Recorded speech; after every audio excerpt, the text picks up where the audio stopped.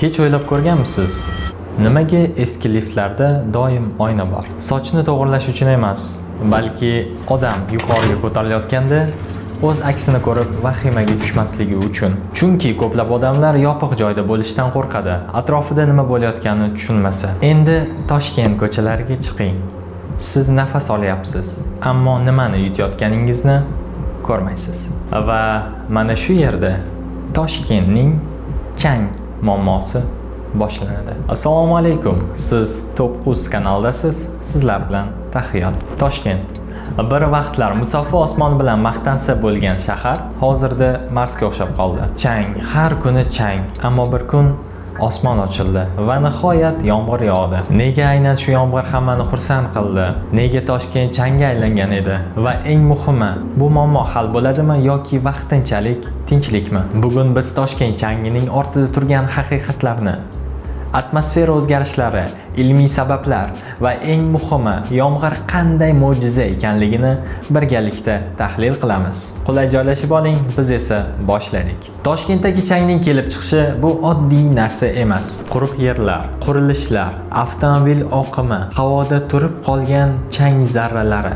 Avvalo bir narsani tushunish kerak. Toshkentdagi chang bu shunchaki yer ko'tarilgani emas. Bu murakkab, ko'p manbali jarayon. Iqlim o'zgarishi. Oxirgi 10-15 yilda O'zbekistonda yirik yog'in miqdori pasayib ketdi. Quruqlik ko'paydi. Quruqlik esa bu shamolga tayyor chang ombori, qurilishlar portlashi.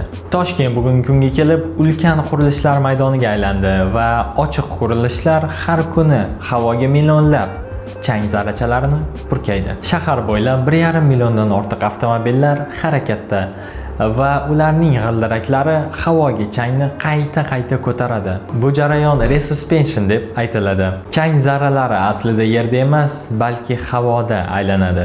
Yozda janubdan esadigan issiq shamollar Mirzacho'l va Qizilqumdan bizga changlarni olib keladi. Chang bu shunchaki ifloslik emas, ba'zan u butun sivilizatsiyalarning taqdirini hal qilgan.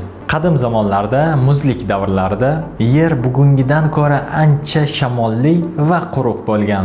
Shamollar juda ko'p miqdorda mayda changni ko'tarib, yillar davomida bir joyga to'plagan. Shu tarzda los deb ataladigan qalin chang to'plamlari hosil bo'lgan. Qiziq tomoni shundaki, aynan shu chang qatlamlari eng unumdor yerlarga asos solgan. Xitoyda, Yevropada va Markaziy Osiyoda aynan chang dehqonchilik rivojlanishiga sabab bo'lgan. Ya'ni insoniyatning oziq-ovqat tarixi changdan boshlangan deyish mumkin. Qadimgi Xitoydagi Los platosi bunga yaqqol misol. Bu hududda chang qatlamlari yuzlab metr qalinlikka ega. Yerlar unumdor bo'lgani bilan, lekin xavfli edi. Yomg'irlar yoqqani natijasida yerlar yumshab, daryolarga oqib tushar edi. Natijada daryolar loyga to'lgan, toshqinlar yuzaga kelgan, shaharlar esa vayron bo'lgan. Tarixchilarning fikricha, Xitoydagi ko'plab inqiroz va qo'zg'olonlarga aynan changli tuproq sabab bo'lgan. Yana bir mashhur davr, Markaziy Osiyodagi cho'llanish jarayonlari. Qadimda gullab yashnagan sug'orish tizimlari buzilgach, yerlar qurib, shamol ularni changga aylantirgan. Natijada ko'plab shaharlar va savdo yo'llari zaiflashgan yoki butunlay yo'qolgan.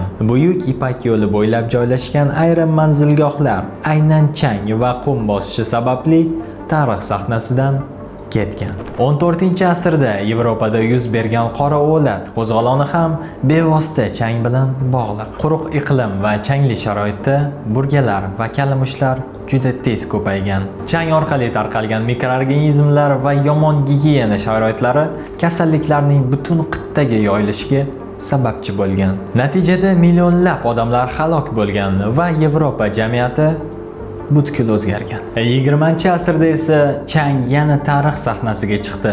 1930-yilda AQShda Dust Bowl degan halokat yuz berdi. O'rmonlar kesilib, yer noto'g'ri ishlatilgani sababli tuproqlar qurib qolgan. Kuchli shamollar esa uni havoga ko'targan va butun shaharlar chang ostida qolgan. Natijada odamlar uyni tashlab qochishga majbur bo'lishgan.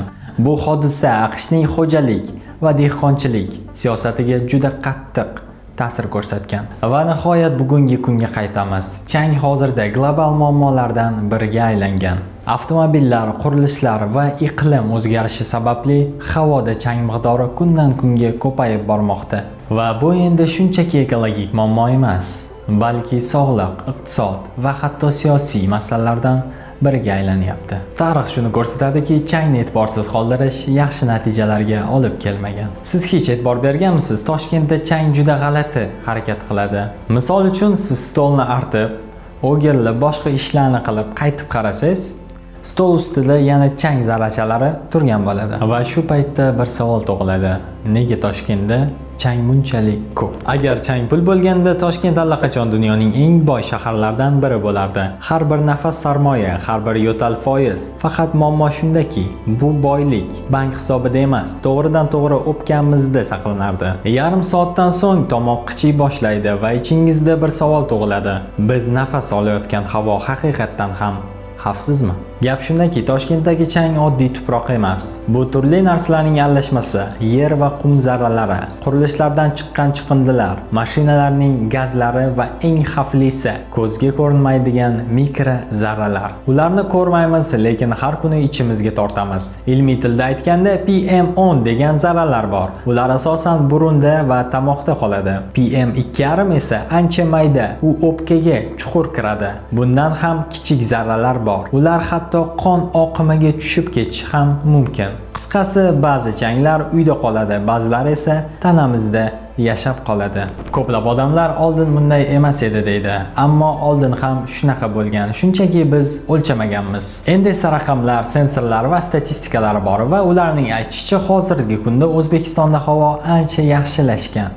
Chunki qor yog'di. Eng qizig'i shundaki, biz changni ko'ramiz, ammo bunga jiddiy qaramaymiz. Go'yoki bu shunchaki noqulaylik. Aslida esa bu signal, shahar bizga nimadir demoqchi. Va savol shunday: biz uni eshitamizmi? Chunki bu masala faqat ekologiya haqida emas, bu masala hayot sifati haqida.